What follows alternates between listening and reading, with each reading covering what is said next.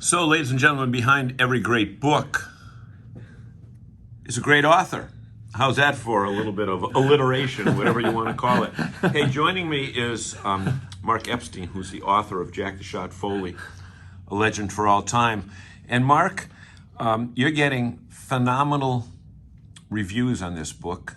It's climbing the charts on the Amazon charts. It's like a #1 record. It's like the Billboard charts. You're not a writer. I mean, you did write another book, but what is the deal? Why are you tackling something like this topic at this stage of your life? And what's the whole point of it? I don't know. I don't know. I don't know. Okay, I'll go to the next question. Yeah, I don't know, because I agree with you. I don't consider myself an author. So that doesn't hurt my feelings. I say that regularly. Oh, and I don't say that based upon what I saw you write, but I don't consider myself an author. I just got bored during the pandemic, to answer your specific question. And I knew I had a story down in South Carolina that was timely with educational equality and the work I was doing. And then my journey to find myself after I left Worcester 34 years ago. And I knew it was intriguing to a lot of people, how far I had come from being a broken man to where I had received the MLK Award for the state of South Carolina the year I retired. And I wanted to put a story together on it. Okay, so now you're back in Worcester. We're physically in Worcester today. I mean, it's 46 degrees. Your blood is probably gurgling because you haven't been used to this. But tell us a little bit about your background and why this Jack the Shot Foley story, germinated in your mind to turn into a book. Give us your background. In my first book, I can tell you exactly how it happened. In my first book, when I was doing my autobiography of They Call Me Pathfinder, I got to my high school years, and this is exactly where it came from. And I did 2 paragraphs on Jack.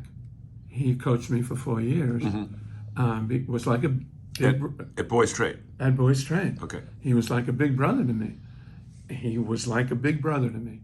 We closed up the gym every day at around 10:30, 11 o'clock for 4 years by ourselves after practice, after shooting around for 2 or 3 hours, and he would drive me home. We were very, very close.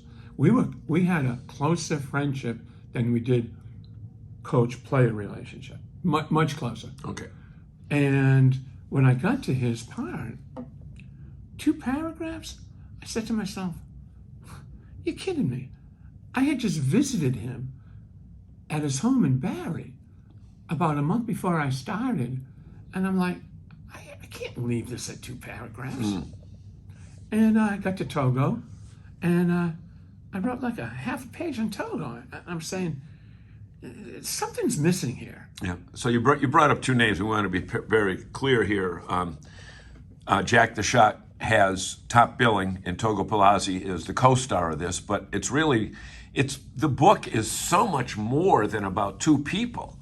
And a lot of people are not aware of the fact that the history of basketball that you describe in this book far reaches beyond the borders of Worcester County, and Central Mass, because the Big East was founded here with people from Worcester Academy, with Dave Gavitt and D. Rowe and all those people there. So there's been a lot of national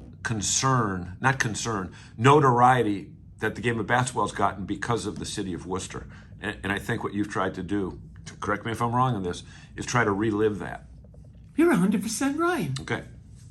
That's exactly right. None of my teachers in school ever said that. That's exactly what the story is about.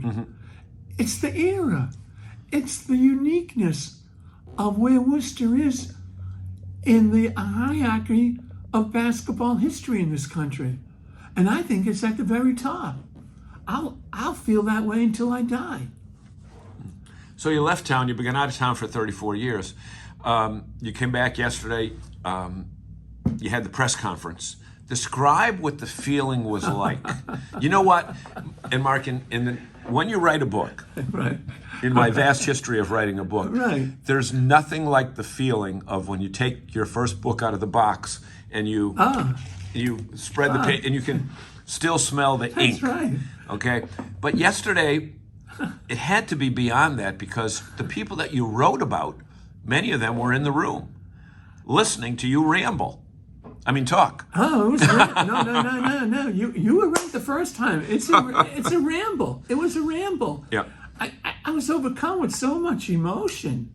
I couldn't even sleep last night. The euphoric feeling of being back in my hometown and accomplishing what I had a vision that a lot of people, and I kept saying this yesterday, and I'll be honest with you. Yeah, it was an honor, and I'll go home and I'll hang up the key to the city. But if I could chop it up into 150 pieces, as you read it, there's a lot of support and a lot of people that got involved in this project. Yeah, just the number of people that showed up. And many of them were in the book, and you had the Charter TV people there, you had the Telegram people there, you had the Assumption basketball coach, you had Billy Gibbons from Holy Cross, Nick Smith from Holy Cross, George Blaney was there. There's other names that I didn't recognize. Celtics. Right? Okay. Jeff Twist, vice president for 44 years there. There. So, why should somebody buy this book, and what are they going to get out of it when they read it? A lot of hometown pride. Even if you never were a basketball fan, even if you never attended a basketball game, the playground era is where the families spent their time after World War II. And the Bob Cousy's and the Tom Heinsohns and the Togo Palazzis and the D. Rose and the Andy Laskas and the Joe O'Briens and the George Blaneys and their contributions far outreached the basketball court. They helped build this community into a really special place, and it's beyond the sport. And they're just special people, and that era really should never be forgotten. It should be revered. And the one thing, John, our young generation, I'm not going to get into the entitlement, but they don't follow the history of growing up and understanding how great Assumption College was on the national basketball scene. They were second to none.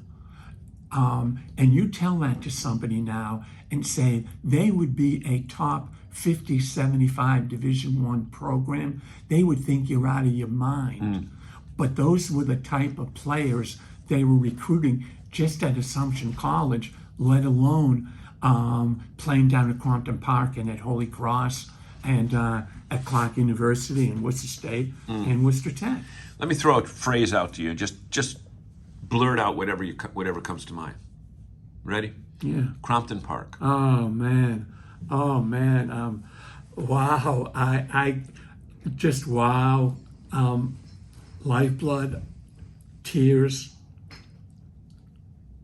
my world, my friends. Miss it. Special. Got lucky. Had a dad. Provided me with an opportunity that goes down as the best experience of my life. A lot of famous a lot of players played there when the college kids were in between years. Can you name any of the famous people that you saw cross paths with there? Sure. Sure. Right off the top of my head, Kevin Clark from Clark University, Division III player. To me, he was all-world. John Krakowski, all-world. Just phenomenal. Best player our team's ever played against, by far. Loved him. We loved hating each other, but we were best friends away from Crompton, which people were shocked because we just couldn't stand each other when the game was going on. our players, Franny Laffin, Owen Mahorn, Ricky Mahorn, John Murphy, Jimmy Burke, Brian Hamill. Murphy from UMass. That's exactly right. Clinton. No, got it. You nailed it. Clinton, UMass, Hamill from, and I think Brian is deceased, right? No, Bert is deceased. Bert is. Yeah, Brian was my best man. Okay. Brian's Bert my was the best younger man. brother? No, Brian Bert was the young- older at Merrimack. Yeah, okay. Brian was the Bentley guy who went to Northern Illinois and left Bentley through George Raveling at Southern Cal. Okay. Another name. Howie Greenblatt is another one. Augie Gush, holy mackerel, Mark Noon, Tom Verino, Billy Evans, Jimmy Cassane, Billy Cassane. No, there was something else that was Jimmy Marois, a local kid, great player. from Auburn. Billy Herrian. Oh, Billy's at UConn, at New Hampshire now, right? That's I exactly think. right. Okay, so another thing that I remember, and I don't know if you bring it up in the book or not, because I scanned the book, the PA announcer, Tommy Burns. Tommy Burns. He had a nickname Burnsy. for everybody, but I mean for all the players, All the players. right? Right. I mean, he was as politically incorrect as you could be at the Let's time. make believe right? this microphone, this banana is a microphone. Okay. We still imitate him, a bunch of my friends. We called him the Hummer, okay? So he would forget that he had the microphone on, and he'd be announcing the game, always saying, for 2 free throws, first one's good, second one's better. First one. So the game would be going on, and you hear this humming noise in the background, and you couldn't help but say, "This is just classic. This is terrific. Where else in America are you playing to a Hummer?" It was great. Jim McCaffrey is another one. How can I forget my boy Matt? Yeah. Now talk about the McCaffrey thing, because he did something. You announced that he did something very special yesterday, and you talked about today's Utes. Yeah. Remember Utes? Yeah.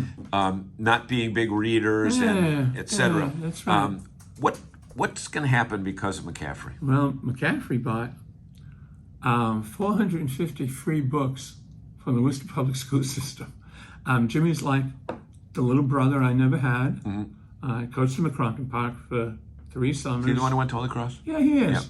He's the last player they ever had that was drafted 6th round in '86 Okay. by the Phoenix Suns. That And long ago. Okay. Jimmy gave me a large check. We sat down after he read the book, and he said, "I wanted to do something, and what would you like?" And I said, "I'd like every high school basketball player in the Inter-High of Worcester, North, South, Burncoat, Doherty.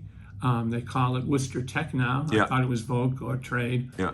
Same difference, and they're all boys and girls, varsity JVs, freshman B team, coaches. How many kids are we talking about? 450 books. Okay. And everybody's getting a free book, and they're going to learn the history, and hopefully they'll be able to pass it on and understand it better. A lot of times generations don't respect the generation before them. Yeah. Or the one even before that, Even because before they're that, ancient. They just think that they invented the game, and nobody before them could play like they could, and that's just human nature. Yep. What do you want people to get? Not that you want people to get the book, but when they I do want them to get the book. obtain the book, what do you want them to get from it? Yeah, what I like them to know is how special a place Worcester was, how unique it was, how classic it was, how lucky we all were to live in a special time where We have a special guest star here. We're in a hotel business center, and this young man was unhooking his and computer. before he leaves, so- I'm going to sell him a book. Sell him a Sean. book, yeah, exactly. I just want them to be able to understand that this goes way beyond the sport of basketball. That's the biggest thing I want them to gain. This goes beyond basketball. This is the way we lived from 1945 to about 1990, and the people who generated such a feel-good community, special atmosphere that we all enjoyed, and we Okay. were lucky. Okay, so you came back and now the area where Charlie's Surplus was, Water Street, right? Was on Water Street? Yes. You know, you didn't have a 12,000 seat ballpark down there with the #2 attendance in the entire United States. You didn't have restaurants. You didn't have bars. You didn't have social activity. You didn't have, not skyscrapers, but housing going up at the former Wyman Gordon plant. Huh? Okay. Wait till those people grow 3 years because of the. Yes. But what do you think of the new Worcester? Yeah, it's really interesting you asked me that. I'm going to my first Woo Sox game tomorrow with my daughter and her family and my grandchildren. Last game of the season, or one of the last. It'll be games. the next to the last game of the season. Yeah. I'm going out to St. John's for a book signing in the morning during their football game at Pioneer Field, Pioneer Day, and it'll be from 12 to 3. Then the game starts at 4. So I'm looking forward to that. I won't go near Water Street. That's not how I would want to remember it. And I mean, so it's a double. I have toured the park. I have spoken to Larry Lucchino on the phone and congratulated him what he did for my hometown. When it comes to Water Street, I see my dad. I see the families and the people that I grew up with, and I don't. They were right near Letterman's and right near Widoff's, right? That's right, John. Tom's Meat Market and all that other Tom's stuff. Meat Market, all family friends, and I want to remember certain things for the way they are, and I will not go near it. I don't like talking about it when people tell me how nice it is. I listen and shake my head. I don't respond because I'm not impressed. I don't. An interesting perspective. I don't care to hear about it, and I definitely don't want to see it. I know I don't want to see it. So now when you go down Shrewsbury Street, you see a bunch of new restaurants. I've already eaten at Wonder Bar. You've been at Wonder Bar. No, I've already been in Wonder Bar. Yeah. As soon as the flight landed, I picked up before I checked in, I was in Wonder Bar. What? I landed at 5 o'clock. I was eating my pizza, ziti and sausage honestly at and 5:45. You've been to the Parkway. Oh yeah, I had the Parkway yesterday. Now you got to get to Boulevard either today or tomorrow. Oh yeah, I'm going to hit Shrewsbury Street hard enough. Italian Kitchen's not there anymore, but I was looking for it yesterday and I couldn't find it. I was Italian supposed to meet Jim Calhoun, and he said pick a spot. And I couldn't figure out where the Italian Kitchen went. Yeah. I think they tore the building down there. It turned into a flooring company. But the people, the Panarellis who ran it, have one store over on Grafton Street called La Cucina Italiana. Oh. So the family recipes, those great meatballs they had. Yes. Yeah.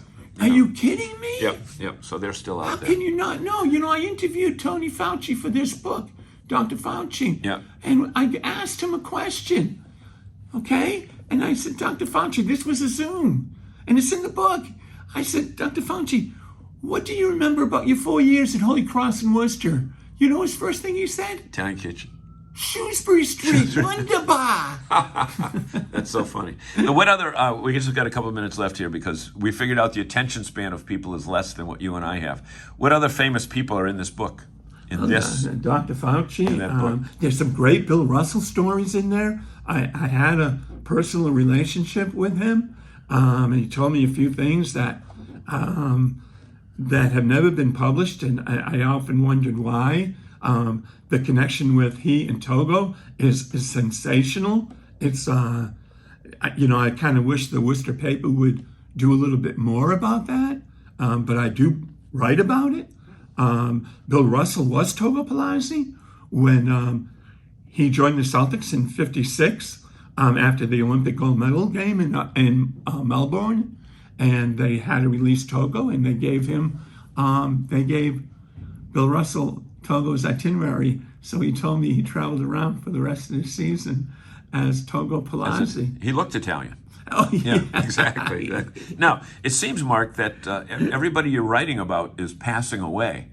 I don't want to think that anybody else who's in here is their days are numbered. This is not a government. This is not a communist plot book or anything like that, right? That was the hardest I was on. I wear my emotions on my sleeve. I've never hid that. Hey. And that's how I am. Okay, Right. better or worse. You don't have to apologize for that. It rubs people wrong, I'm sure, sometimes. The hardest thing about this book was writing about an older generation who was passing away. Passing at the time. Passing, and in rehabs, and on the edge of passing, and trying to get it done so that the families could read it before we lost any more. Since you started the book, at least what Togo and Bill Russell went shortly. And a week after I interviewed, I should have mentioned Johnny Egan is in the book. The great player from Providence. Who spent 12 years in the NBA, coached the Houston Rockets. The week after I interviewed him, he fell down a flight of stairs at his home at 82, banged his head, and died. So when you're telling me about the emotional roller coaster of writing this book, trying to beat deadlines, and the deadlines were God. It's a wrong word to use. Deadline. I know. I'm surprised that a lot of the people you wrote in the book showed up yesterday, because they might think that they're next. They had some serious health problems, a few of them. I know. But you know what? There were people there with wheelchairs. No, I'm going to say this about George Blaney, and nobody knows, and they didn't say this yesterday. To show you how strong our relationship is, he buried his wife Tuesday. Oh, I was not aware of that. Was not aware of that. Her wake was Monday. She passed away 1 week ago today. The wake was Monday. They buried her Tuesday in Falmouth. And Thursday, he's sitting there speaking about the book. Now that's interesting, because we would see when he was coaching at Holy Cross, he lived in Holden, and we both went to St. Mary's Church, and I think he had 4 or 5 kids. Yeah, 5, but I think. Up in the front row, or one of the front rows, there'd be the Blaney bunch, which they would be there every Sunday morning at 8:30 or 9 o'clock, whatever the mass was. And Trisha, even Kevin, if George, Brian, Terry, even if George played an away game the night before, traveling, to Lehigh or one of the Patriot League schools, he'd always be there on Sunday morning, which I thought was pretty cool. Just like Bobby Foley. Bobby Foley's at church every Sunday. I heard that. At St. Christopher's. I was aware of that. I didn't realize how loyal and how much faith that Coach Blaney had to make sure he attended, because it's when you coach a season, you're playing every Saturday night. Yep, you're right. It's a Saturday night schedule. Right, exactly. So we want to thank you so much. The book is Jack the Shot Foley, a legend for all time, with lots of content from Togo Palazzi, the man behind the book, is, in fact, the man behind the book. He is Mark Epstein. He's a Worcester native and now a national author. The book, look, you can get it on Amazon. You can get it... Holy Cross Bookstore, Tide Pool. I'm going to a couple bookstores today and see if we can open up a couple other locations. Yep. Look at it. It's even got an official IBSN number. That means it's a real book. It's a real book. Mark, thank you so much for taking time from your busy day while you're here in Worcester to discuss your book with us. And we wish you the best as you progress in your author career. Thank you, John. We've been talking with Mark Epstein. Have a great day, everybody.